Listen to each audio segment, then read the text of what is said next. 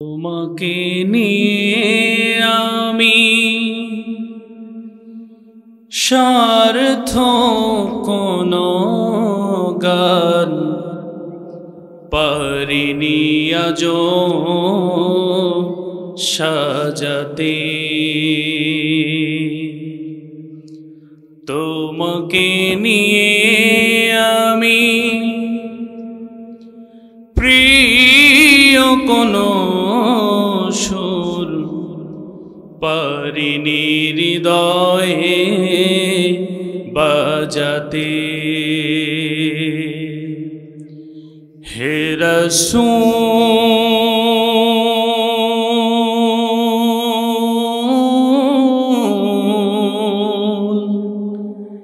হে রাসূল,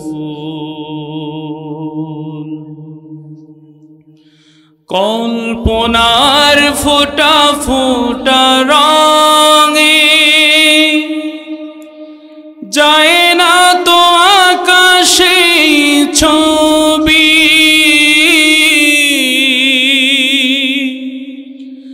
এমন কাব্য গাথা হয়নি কখনো, পারেনি কভু কোনো কবি। ও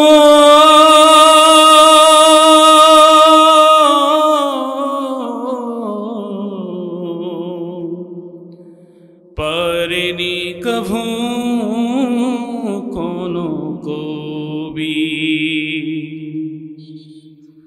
অপরূপ রূপে কভু সাজত না কখনো এই যে বসুন্ধরা।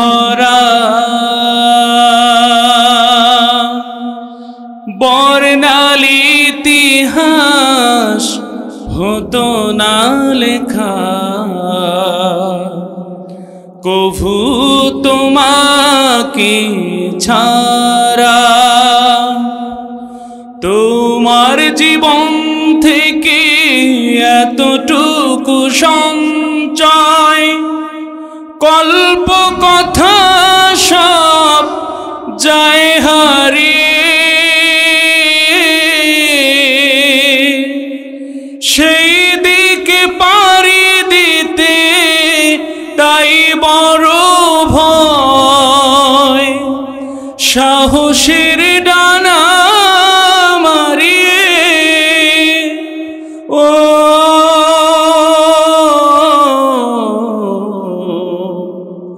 সাহসের ডানা মারিয়ে, তাতে জীবন আমার ধন্য হবে।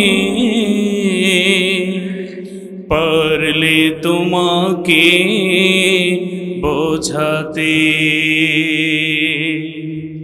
হে রাসূল,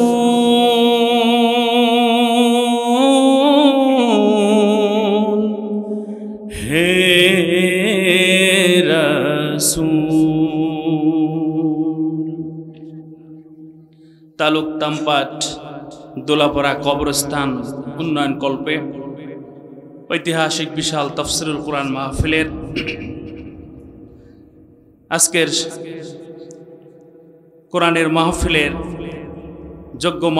যোগ্য সভাপতি, হাজার হাজার আলেমদের উস্তাদ, আমাদের মাতার মুকুট, অত্র এলাকা সহ উত্তরবঙ্গের আলোচিত একজন আলেমে দ্বীন।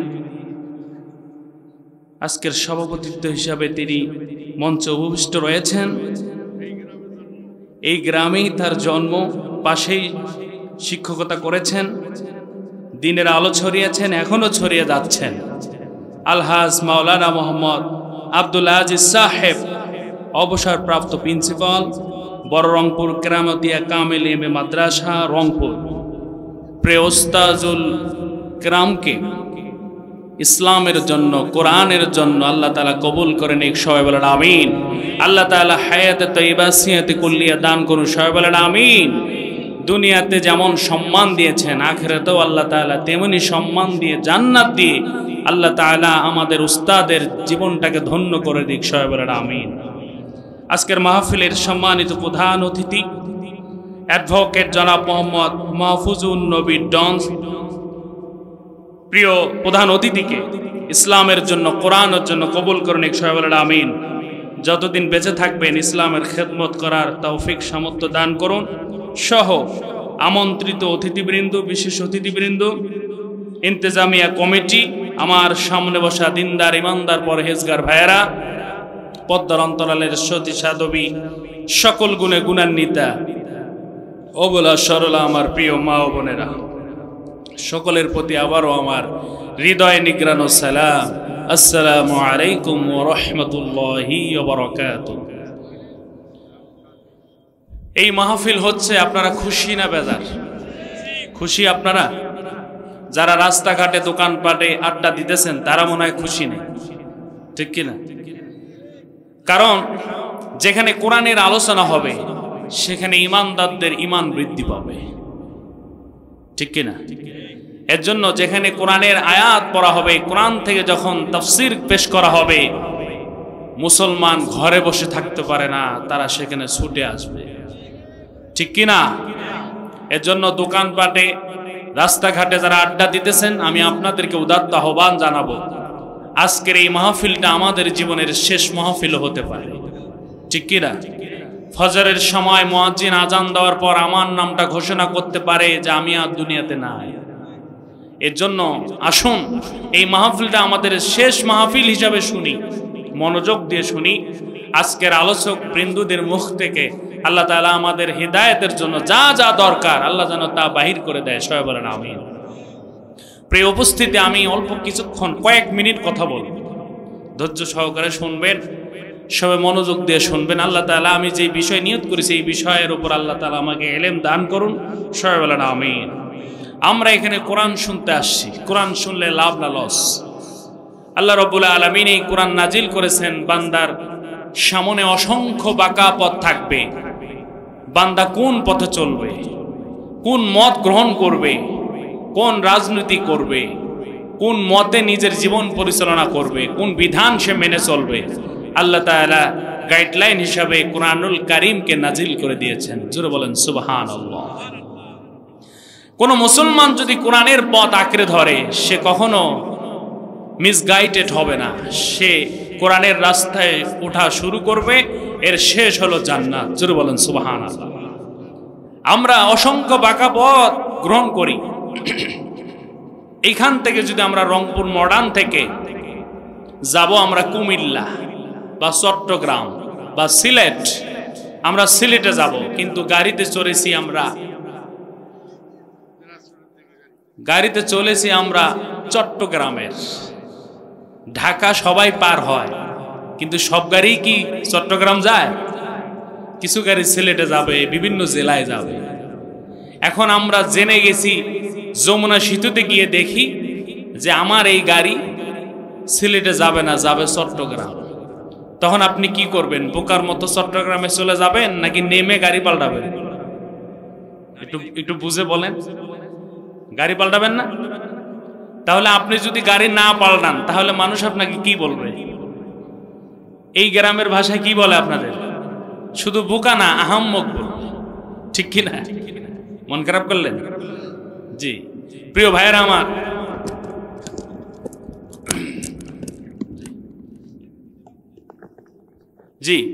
আমার, তো আমরা সঙ্গে সঙ্গে রাস্তা আমরা চেঞ্জ করব, না করলে আমাদের জীবনের যে রিস্কটা সেটা হলো আমরা চট্টগ্রামে চলে যাব, আবার পেরেশানি দিয়ে সিলেটে আসতে হবে। পৃথিবীর গাড়িতে ভুল করলে এক গন্তব্য থেকে আরেক গন্তব্য গেলে ফিরে আসা যায়, কিন্তু আল্লাহর দেওয়া কোরআন, আল্লাহর দেওয়া পথ, আল্লাহর দেওয়া মত যদি আমরা জীবনের মাঝামাঝি এসেও বুঝে যাই যে আমি যেই মতে আছি এই মত দিয়ে জান্নাত যাওয়া সম্ভব না, আমি যেই পথে জীবনের 40 বছর কাটায় দিলাম এই পথ জান্নাতে যায় ঠেকবে না, এই পথ যাবে জাহান্নামে, এইটা যখন আমি বুঝবো, আমি কি বোকার মতো জান্নাতের পথেই থাকবো নাকি ওইখান থেকে জাহান্নামের পথে চলতেই থাকবো? আমরা আমাদের বয়স 40 বছর, কারো 50 বছর, আল্লাহ তাআলা হায়াত দিয়েছে 60 বছর, আছে না এমন? কিন্তু যদি 60 বছর বয়স হায়াত দিয়ে থাকে আল্লাহ তাআলা, অনেকের আমাদের 40 বছর হয়ে গিয়েছে, আর মাত্র কয় বছর বাঁচবো? 20 বছর। কারো 50 হয়ে গিয়েছে, বাঁচবো 10 বছর। কারো 55, কারো 1 বছর আর হায়াত আছে, আছে না নাই? প্রিয় ভাইয়েরা আমার, তাহলে আমাদের এই 40টা বছর পর এসে, 30টা বছর পর এসে, 25টা বছর পর এসে আমরা যখন বুঝতে পারলাম আমার মত দিয়ে জান্নাতে যাওয়া সম্ভব নয়, আমার যেই পথে আমি যেই গাড়ি চালাচ্ছি এই গাড়ি দিয়ে আমার জাহান্নাম যাওয়া সম্ভব, জান্নাতে যাওয়া সম্ভব নয়, আমি রংপুরের মুসলমানকে প্রশ্ন করতে চাই, সেই গাড়ি থেকে নেমে যাওয়ার দরকার আছে না নাই? আমাদের সেই পথ পাল্টানোর দরকার আছে না নাই? আমরা সেই পথে চলবো যেই পথের শুরু হবে কোরআন দিয়ে দুনিয়াতে, শেষ হবে জান্নাতে গিয়ে। জোরে বলেন সুবহানাল্লাহ। তবে এই কোরআন আমরা কিভাবে শুনবো? আল্লাহ রাব্বুল আলামিন এই কোরআনের শোনার আদব সম্পর্কে আল্লাহ রাব্বুল আলামিন কুরআনুল কারীমের মধ্যে সুস্পষ্টভাবে জানিয়ে দিলেন। বলবো আপনাদের, وَإِذَا قُرِئَ الْقُرْآنُ فَاسْتَمِعُوا لَهُ وَأَنصِتُوا لَعَلَّكُمْ تُرْحَمُونَ। চিৎকার করে বলেন আল্লাহু আকবার। আল্লাহ রাব্বুল আলামিন বলেন, যখন তোমাদের সামনে কোরআন থেকে তেলাওয়াত করা হয়, যখন তোমাদের সামনে কোরআনের দার্স পেশ করা হয়, যখন তোমাদের সামনে কোরআন শোনানো হয়, তখন তোমরা চুপচাপ করে মনোযোগের সহিত শ্রবণ করবা। বান্দারা যদি আল্লাহকে জিজ্ঞাসা করে, রব্বুল আলামিন চুপচাপ করে কোরআন শুনলি আমাদের কি এমন লাভ হবে? সেই আয়াতের শেষে আল্লাহ তাআলা বলেন, লাআল্লাকুম তুরহামুন,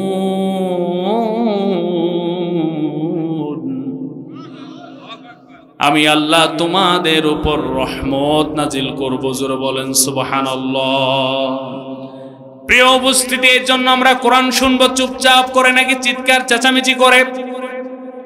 চুপচাপ করে মনোযোগের সহিত এই কোরআন যদি আমরা হেদায়েতের নিয়তে শুনতে পারি, আল্লাহ রাব্বুল আলামিন আমাদের উপর সন্তুষ্ট হয়ে যাবেন, আর এই কোরআন থেকে আল্লাহ রাব্বুল আলামিন রহমত নাজিল করবে। জোরে বলেন সুবহানাল্লাহ। কি রহমত নাজিল করবে বলবো নাকি? আল্লাহ রাব্বুল আলামিন বলেন, ওয়ালাউ আন্না আহলাল কুরা আমানু ওয়াত্তাকাউ লাফাতাহনা আলাইহিম বারাকাতিম মিনাস সামাই ওয়াল আরদ। আল্লাহু আকবার বলেন। জনপদের লোকেরা যদি ঈমান আনার পর আমার বিধানকে মেনে নিত আর আমাকে ভয় করত, আমি তাদের জন্য আসমানের বরকতের দরজা এবং জমিনের বরকতের দরজা আমি আল্লাহ খুলে দিতাম। এই জমিনের নিচে বরকত আছে না নাই? আসমানে বরকত আছে না নাই? এই জমিনের ভিতরে আমরা আলু লাগাইছি, কি লাগাইছি? আল্লাহ যদি ইচ্ছা করেন মাটির নিচে আলুকে পচিয়ে গলিয়ে দিতে পারে, কিন্তু আল্লাহ রাব্বুল আলামিন জমিন থেকে বরকত স্বরূপ ওই গাছটাকে আল্লাহ রাব্বুল আলামিন গাছে পরিণত করে দেন, ফল ফুল দিয়ে ভরপুর করে দেন, ঠিক কিনা? শুধু তাই নয়, আমরা মাটির গভীরে যখন আমরা পাইপটা ডাবাই, যখন ওইখান থেকে আল্লাহ রাব্বুল আলামিন আমাদেরকে স্বচ্ছ পানি দান করেন, যেই পানি পান করে আমরা জীবন নির্বাহ করি, কথা বলেন ঠিক কিনা?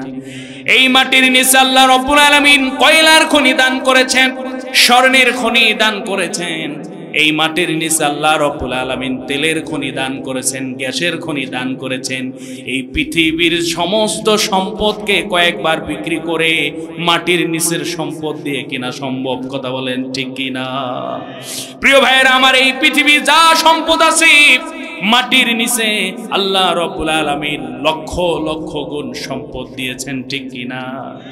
প্রিয় ভাইয়েরা আমার, প্রিয় উপস্থিতি, আলোচনা মনোযোগ দিয়ে বুঝবেন।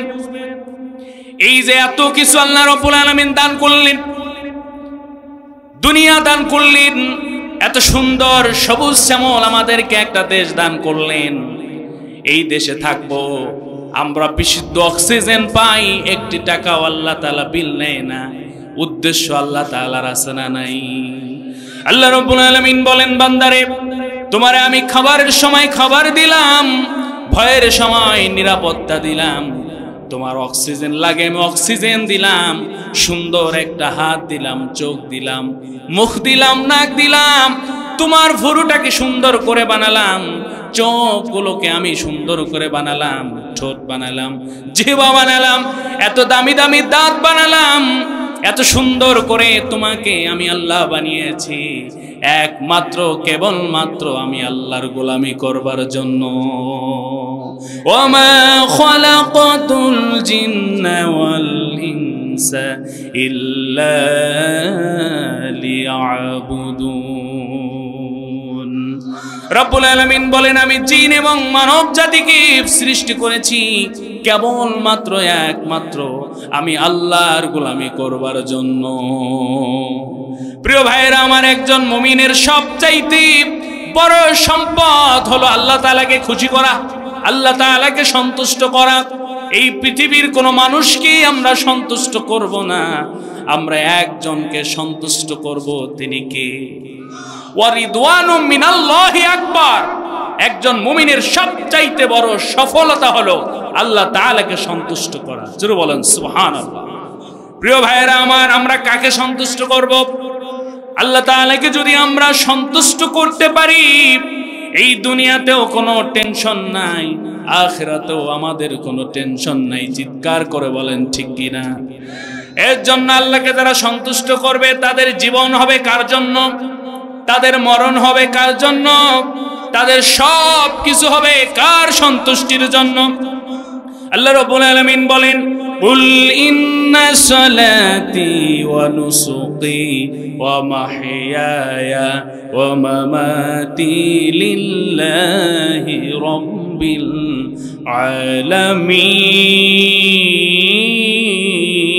আলামিন। রব্বুল আলামিন বলেন, হে রাসূল ঘোষণা করুন, নিশ্চয়ই আমার নামাজ, আমার কুরবানি, আমার জীবন, আমার মরণ সব কিছু হবে একমাত্র রব্বুল আলামিনের সন্তুষ্টির জন্য। ঠিক কিনা? প্রিয় ভাইয়েরা আমার, এর জন্য আমরা সন্তুষ্ট করব কাকে? কিন্তু আমরা তো আল্লাহকে সন্তুষ্ট করতে চাই না, আমরা মানুষকে সন্তুষ্ট করতে চাই। আর আল্লাহকে সন্তুষ্ট করা বাদ দিয়ে যখন আমরা মানুষকে সন্তুষ্ট করতে গিয়েছি, আল্লাহ তাআলা আমাদের উপর গজব নাজিল করেছে। কথা বলেন ঠিক কিনা? প্রিয় ভাইয়েরা আমার, একজন মুসলমানের সবচাইতে বড় সম্পদ হলো আল্লাহ তাআলাকে সন্তুষ্ট করা। এর জন্য আমাদের আল্লাহ তাআলাকে সন্তুষ্ট করতে গেলে জীবন যাক, অর্থ যাক, টাকা পয়সা যাক, সব কিছু দিয়ে হলো আমরা আল্লাহ তাআলাকে সন্তুষ্ট করব। কথা বলেন ঠিক কিনা? আল্লাহকে যদি সন্তুষ্ট করি, এই দুনিয়াতে আমাদের কোনো রিজিকের টেনশন থাকবে নাকি? আমাদের কোনো টেনশন নাই, কোনো ভয় নাই, কারণ আল্লাহ রাব্বুল আলামিন নিজেই বলে দিয়েছেন, যারা আমাকে সন্তুষ্ট করতে পারবে তাদেরকে আমি ক্ষুধার সময় খাবার দিব, ভয়ের সময় নিরাপত্তা দান করব। আমরা প্রশ্ন করতে পারি, হুজুর, যেই আল্লাহকে সন্তুষ্ট করি দুনিয়ায় সম্মান, আখিরাতেও সম্মান, সেই আল্লাহকে আমরা কেমনে সন্তুষ্ট করব? যুগে যুগে আল্লাহ প্রেমীরা আল্লাহকে সন্তুষ্টি করবার জন্য বিভিন্ন পরীক্ষার সম্মুখীন হয়েছেন। শুধু তাই নয়, হযরত মূসা আলাইহিস সালাম আল্লাহকে বলছে, আল্লাহ আপনাকে আমরা কিভাবে সন্তুষ্ট করতে পারবো? মূসা ডাক দিয়ে বলে, ইয়া রাব্বি দুল্লানি আলা আমরিন ফীহি রাদাকা হাত্তা ফাআলাহু ফাআল্লাহু তাআলা ইলাইহি রাদাই ফি কদাই। রব্বুল আলামিন, হে রব, হে আমার পালনকর্তা, আপনি বলে দেন কি কাজ করলে আপনি সন্তুষ্ট হবেন। আল্লাহ রাব্বুল আলামিন বলেন, ও মূসা, তুমি যদি আমার আদেশকে আদেশ হিসাবে, আর আমার নিষেধকে নিষেধ হিসাবে মেনে নিতে পারো, আমি আল্লাহ তোমার উপর সন্তুষ্ট হয়ে যাব। এর জন্য আমরা আল্লাহর আদেশকে আদেশ হিসাবে মেনে নিব, আল্লাহর নিষেধকে নিষেধ হিসাবে মেনে নিব। কোনো যুক্তি দাঁড় করাবো না, কোনো আমরা পাশ কাটানোর চিন্তাও করব না, কোনো অজুহাত দেখাবো না। যারা আল্লাহর আদেশকে আদেশ হিসাবে মেনে নিতে পারবে, আল্লাহর নিষেধকে যারা নিষেধ হিসাবে মেনে নিতে পারবে, আল্লাহ রাব্বুল আলামিন বলেন আমি তোমাদের উপর সন্তুষ্ট হয়ে যাব। কিন্তু আল্লাহর আদেশকে আমরা আদেশ সুন্দরভাবে মেনে নিতে পারি কি? অনেক ক্ষেত্রেই আমরা পারি না। আল্লাহর যেটা নিষেধ ওইটা আরো আমরা বেশি বেশি করি, আছে না নাই? যেটা নিষেধ সেটা বেশি বেশি করি, আর যেটার আদেশ আছে সেটার কোনো খবর নাই। প্রিয় ভাইয়েরা আমার, এই যে মাহফিল হলো কার সন্তুষ্টির জন্য? বক্তারা ওয়াজ করবে কার সন্তুষ্টির জন্য? যদি জনগণের যারা শুনতে আসবে তাদের ইচ্ছা যদি হয় আল্লাহর সন্তুষ্টি, মাহফিল কমিটি যারা আয়োজন করেছেন তাদের যদি ইচ্ছা হয়, নিয়ত হয় আল্লাহর সন্তুষ্টি, বক্তারা যারা আসবে তাদের নিয়ত যদি হয় আল্লাহর সন্তুষ্টি, এই মাহফিল হেদায়েতের ময়দানে পরিণত হয়ে যাবে। সুবহানাল্লাহ বলবেন না?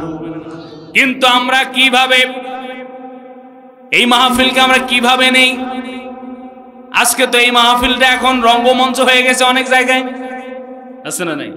আহলে হক যারা আলেম তাদেরকে দাওয়াত নিয়ে না দিয়ে আউল ফাউল কিছু লোককে আমরা দাওয়াত দেই, যারা কোরআন হাদিস ঠিক মতো বলতে পারে না, বলে না, বিভিন্ন কিচ্ছা কাহিনী যেটা কোরআনেও নাই হাদিসেও নাই, হরিণ সাপের কিচ্ছা বাঘের কিচ্ছা আছে না নাই?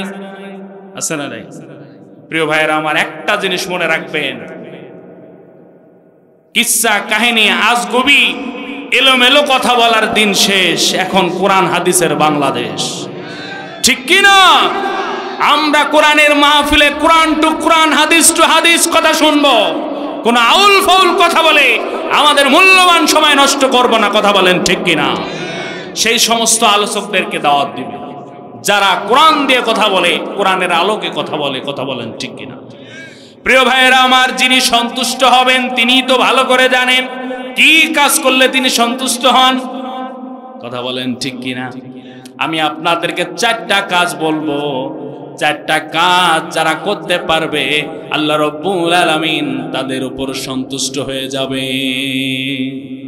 এখন বলেন তো, আল্লাহর সন্তুষ্টির কথা বলবো নাকি একটা সাফের কিস্সা ধরবো? আজকের এই মাহফিলের রাত জেগে জেগে আমরা শুনবো।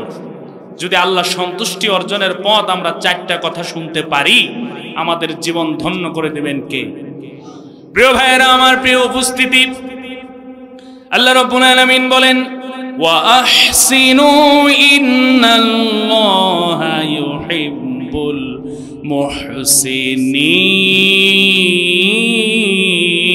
মুহসিনিন।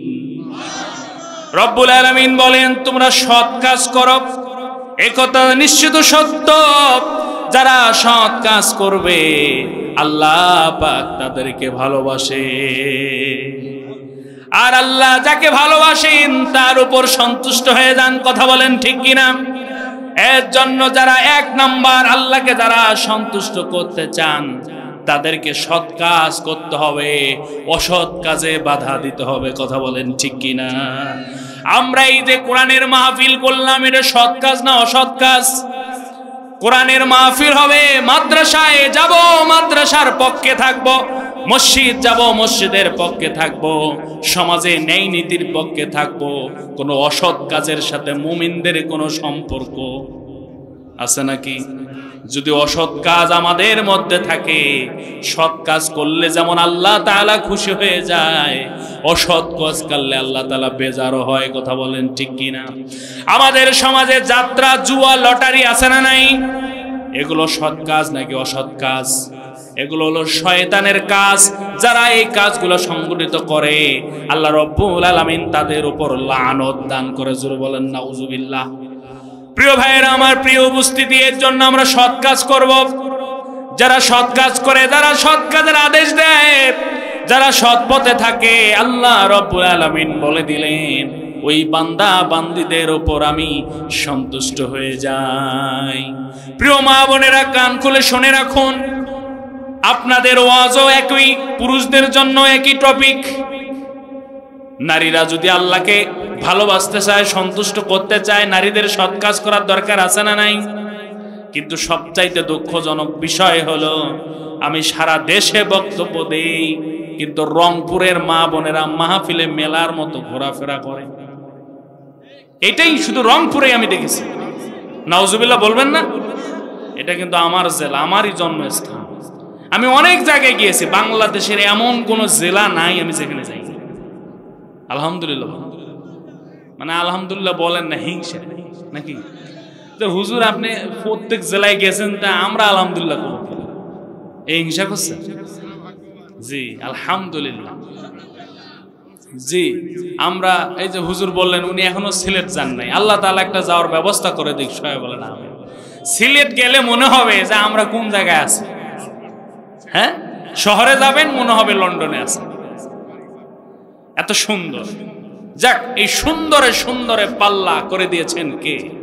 সবাই জোরে বলেন কে? প্রিয় ভাইয়ের আমার, আবার আপনি যখন মক্কা মদিনায় যাবেন তখন মনটা আপনার উদার হয়ে যাবে। গিয়েছিলাম আমি কয়েক মাস আগে, 2-1 মাস আগে। প্রিয় ভাইয়ের আমার, এর জন্য আমাদের দুনিয়া ভ্রমণ করা, আল্লাহ তাআলা কোরআনুল কারীমের মধ্যে বলেছেন তোমরা ভ্রমণ করো আর আমার সৃষ্টি থেকে তোমরা শিক্ষা গ্রহণ করো। জোরে বলেন সুবহানাল্লাহ। এর জন্য মা বোনদেরকে বলি, যদি সৎ কাজ করতে চান মাহফিলে এসে মেলার মতো ঘোরাফেরা করবেন না, পদ্মায় বেপদ্মায় বাসা থেকে বের হবেন না। আমরা অনেক জেলায় গিয়েছি, ওই জেলার মা বোনরা অনেক পদ্মা নিশি, আলহামদুলিল্লাহ বলেন। প্রিয় ভাইয়ের আমার, এর জন্য মা বোনদেরকে এই মাহফিল থেকে শিক্ষা নিতে হবে। যারা বেপদ্মায় চলাফেরা করে এদের উপর আল্লাহ তাআলা লানত দান করে। জোর বলেন নাউজুবিল্লাহ। এই বেপদ্মা তো ঠিক করবে না আপনি আপনার ওয়াইফকে, আপনার মেয়েকে। আপনি যদি ঠিক না করেন তাহলে কি মানুষ ঠিক করে দিতে পারবে? আপনার বাড়ি আপনাকে সামলাতে হবে। আল্লাহ তাআলা আমাদের সবাইকে কবুল করুক। সবাই বলেন আমিন। প্রিয় ভাইয়েরা আমার, আল্লাহ রাব্বুল আলামিন সন্তুষ্ট হয়ে যায় 4টা কাজ। 2 নম্বরে, ইন্নাল্লাহা ইউহিব্বুত তাওয়াবিনা ওয়া ইউহিব্বুল মুতাতাহহিরিন।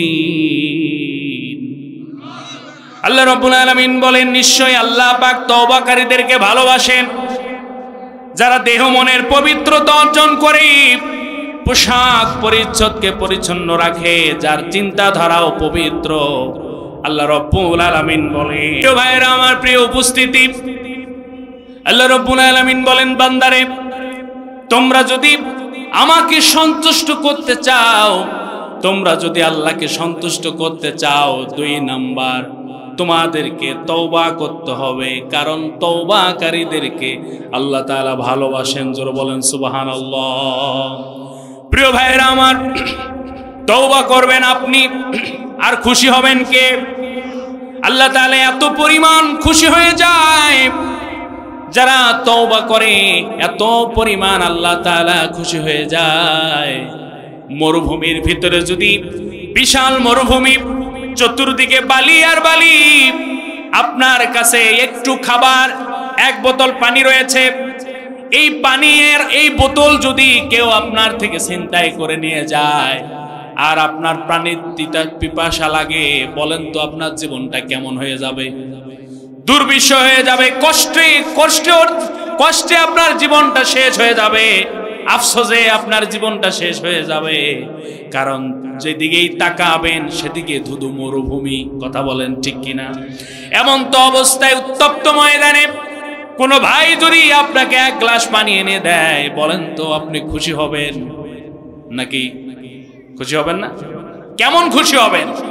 যেন তেন খুশি না। সে যদি বলে যে আপনার 1 শতক মাটি আমাকে লিখে দিতে হবে, তাও আপনি দিতে রাজি হবেন, ঠিক কি না? আপনি যেমন খুশিতে আত্মহারা হয়ে যাবেন। কোন ভুল পথের যাত্রী, কোন ভুল পথের ব্যক্তি, কোন ভুলে যাওয়া বান্দা যদি তওবা করে আল্লাহর দিকে প্রত্যাবর্তন করে, আল্লাহ রাব্বুল আলামিন ওই হারিয়ে যাওয়া ব্যক্তির চেয়ে বেশি খুশি হয়ে যায়। প্রিয় ভাইরা আমার, এর জন্য তওবার মতো তওবা যদি করতে পারি, আমাদের জীবনের সব গুনাহ মাফ করে দিবেন কে? প্রিয় ভাইয়েরা আমার, বিশ্বনবীজির দরবারে একজন কালো বর্ণের সাহাবী বিশ্বনবীজিকে বললেন, ইয়া রাসূলুল্লাহ সাল্লাল্লাহু আলাইহি ওয়াসাল্লাম, আমি ঈমান গ্রহণ করেছি, কিন্তু আমার জীবনে এত ভয়ানক একটা খারাপ কাজ আমি করেছি, আমার তো মনে হয় সেই খারাপ কাজটা আল্লাহ আমাকে কখনো মাফ করবেন না। বিশ্বনবীজি বললেন, তুমি কি এমন খারাপ কাজ করেছো যে আল্লাহ তাআলা তোমাকে ক্ষমা করবেন না?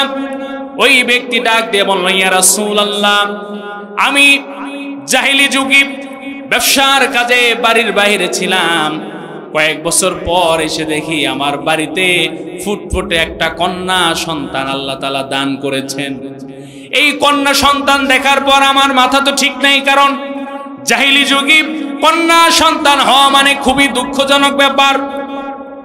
গ্রামের মানুষ লাঞ্ছনা দেয়, অপমান করে, খুবই দুর্ব্যবহার আচরণ করে। আমি অপমানিত বোধ করলাম। সেই সন্তানটাকে সাজিয়ে গুজিয়ে আমি ধুধু মরুভূমির মাঝখানে নিয়ে গেলাম। জোরে বলেন আল্লাহু আকবার। ছোট্ট মেয়ে সন্তান বাবাকে ডেকে বলে, বাবা তুমি আমাকে কোথায় নিয়ে যাও? আমি মেয়েটাকে বললাম, মা একটু পরেই টের বাবা, আমরা এমন একটা জায়গায় যাচ্ছি যেখানে গেলে তুমি অনেক আনন্দিত হবে, খুশি হবে। ছোট্ট মেয়ে বাচ্চা তো বাবাকে খুব ভালোবাসে, বাবার সাথে হেলে দুলে যাচ্ছে। একটা পর্যায়ে গিয়ে বাবা সন্তানটাকে রেখে গর্ত খনন শুরু করে দিল। ওই সাহাবী নবীজিকে বর্ণনা দিচ্ছেন, বলতেছে, হুজুর আমি যখন খনন করতে করতে একটা পর্যায়ে আমার গালের মধ্যে একটু বালি লেগে যায়, আমার কলিজার টুকরা গোলাপের পাপড়ির মতো প্রস্ফুটিত একটা কন্যা সন্তান আমার গালের মধ্যে বালুটা মুছে দিয়ে বলে, বাবা তোমার গালে মাটি লেগেছে, আমি একটু মুছে দেই। জোরে বলেন আল্লাহু আকবার। তখনও আমার পাষাণ হৃদয়ে একটু মায়া জন্মালো না। একটু পরে এই মেয়েটাকে ধাক্কা মেরে আমি গর্তের মধ্যে ফেলে দিলাম। মেয়েটার বোঝার বাকি থাকলো না। মেয়েটা আমার একটা হাতের আঙ্গুল টেনে ধরে বলে, বাবা আমি যদি কন্যা সন্তান হওয়ার কারণে এই পৃথিবীতে আপনি অপমান বোধ মনে করেন, আমাকে জানে মারবেন না, আমাকে ছেড়ে দেন, আমি অনেক দূরে চলে যাব, এই পৃথিবীর কোনো মানুষকে আমি পরিচয় দেব না, আপনি আমার বাবা। কিন্তু ইয়া রাসূলুল্লাহ একটু মায়া জন্মালো না, আমি আমার কন্যা সন্তানটাকে জ্যান্ত মাটির নিচে কবর দিয়ে দিলাম। চোখ দিয়ে পানিগুলো টপ টপ করে পড়ি। সেই সাহাবীটার নাম হলো দাহিয়াতুল কলবি। বিশ্বনবীজির চোখ দিয়েও পানি বের হয়ে গেল এই ঘটনা শুনে। বিশ্বনবীজি তার কান্না থামিয়ে দিয়ে বলেন, ও আমার প্রাণপ্রিয় সাহাবী, তুমি যে ঘটনা ঘটিয়েছ খুবই হৃদয় বিদারক ঘটনা, কিন্তু যখন তুমি লা ইলাহা ইল্লাল্লাহ পড়েছ, আল্লাহ তাআলা তোমার সমস্ত গুনাহ মাফ করে দিয়েছে। তুমি যখন তওবা করেছ, ঈমানের পথে তুমি যখন প্রবেশ করেছ, আল্লাহ রাব্বুল আলামিন তোমার জীবনের সব গুনাহ আল্লাহ তাআলা মাফ করে দিয়েছে। প্রিয় ভাইরা আমার, এর জন্য আমরা যদি তওবার মতো তওবা করতে পারি, আল্লাহ তাআলা আমাদের ওই গুনাহ মাফ করবে। কথা বলেন ঠিক কিনা? এর জন্য সকালেও তওবা, বিকালেও তওবা, এমন তওবা করলে হবে নাকি? একটা বিষয়, আমি চুরি করেছি, আল্লাহ তুমি সাক্ষী, আর কোনোদিন চুরি করব না, বাস আল্লাহ তাআলা এই তওবা কবুল করতে পারে। ঠিক কি না? প্রিয় ভাইয়েরা আমার, এর জন্য তওবার মতো তওবা করতে হবে। যা আমরা আল্লাহর কাছে দোয়া করতেছি, আল্লাহ তুমি আমাকে ক্ষমা করে দাও, আমি আর ঘুষ খাবো না। ফেরেশতা বলবে, বান্দারে তোমার তো চাকরি নাই, তুমি এখন ঘুষ পাবা কই? ঠিক কি না? এরপর আল্লাহকে ডাক দিয়ে বলতেছেন, আল্লাহ আমি আর জিনা করব না। ফেরেশতা বলতেছে, বান্দারে তোমার তো 80 বছর বয়স, তুমি জিনা করবা কেমনে? তওবাটা তখন করা উচিত ছিল যখন চাকরি ছিল, টেবিলের নিচ দিয়ে টাকা আসতো, টাকাটা ফেরত দিয়ে বলতেন, ইন্নী আখাফুল্লাহ, আমি আল্লাহরে ভয় করি, আমি ঘুষ খাবো না। আল্লাহ তাআলা সেই তওবা কবুল করে নিতেন। কথা বলেন ঠিক কিনা? এর জন্য তওবার মতো তওবা করব। তওবার মতো তওবা করলি জীবনের সব গুনাহ আল্লাহ মাফ করে দিবে। কথা বলেন ঠিক কিনা? প্রিয় ভাইয়েরা আমার, এর জন্য আসুন আজকের এই মাহফিলটা যেন আমাদের গুনাহ মাফের মাহফিল হয়, ঠিক কিনা? প্রিয় ভাইয়েরা, প্রিয় উপস্থিতি, কোনো একটা দিন সময় আসলে আমি প্রাণ খুলে আপনাদের সামনে বলবো, যেহেতু ভাই আমাকে এনেছে, উনি বারবার রিকোয়েস্ট করেছে অনেকে যে হুজুর একটা ইসলামী সঙ্গীত আপনি বলবেন, গান একটু বলবেন। এর জন্যই কিন্তু ভাই আমাকে বিশেষ করে এই মাহফিলে ইনভাইট করেছেন। ঠিক আছে, বলবো কি একটা বলে আমি শেষ করে দেবো, একটু বেশ দেবেন একটু একটু জি, বলে আমি শেষ করে দেবো ইনশা। বিপদে মুসিবতে সহায়তা করো তুমি, দুঃখ বেদনায় সান্ত্বনাও তুমি, হারানোর ব্যথা যদি ঘিরে ধরে আমাকে, আল্লাহ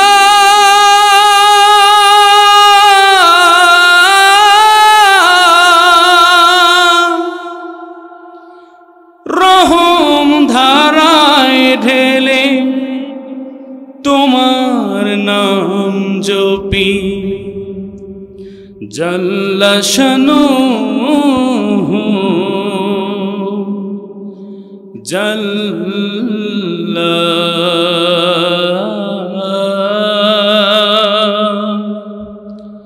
জাল্লা শানুহু জাল্লা। একটি জীবনে মা বাবা ভাই বোন থাকে, আরো কত প্রিয় আপনজন, কাউকে হারানোর ব্যথায় কাঁদি যদি, আল্লাহ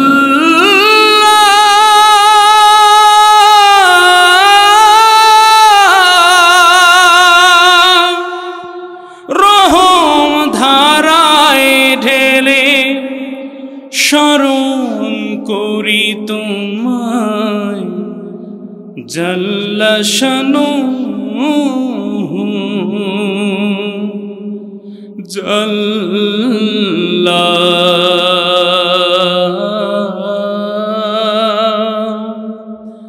জাল্লা শানুহু জাল্লা। নিঃস্ব অসহায় মানুষ যারা, তোমারি রহম ধারায়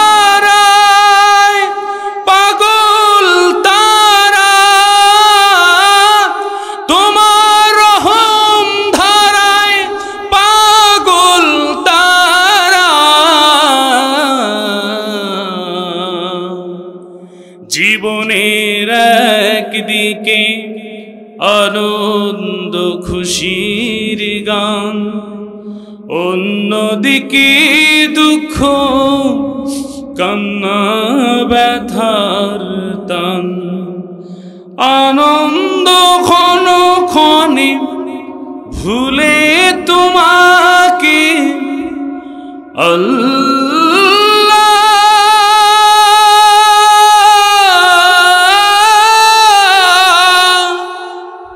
রহম ধারায় ঢেলে তোমায় নাম জপি, জাল্লা শানুহু জাল্লা